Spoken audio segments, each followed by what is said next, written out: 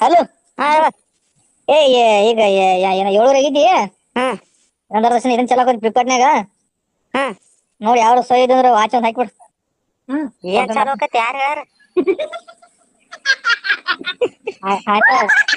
ಬ್ಯಾರೆ ತಗೋ ನಿನ್ ಗೊತ್ತಾವ.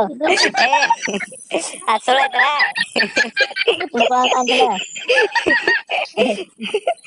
ಅಸಹ್ಯ ಆತಲ್ಲ.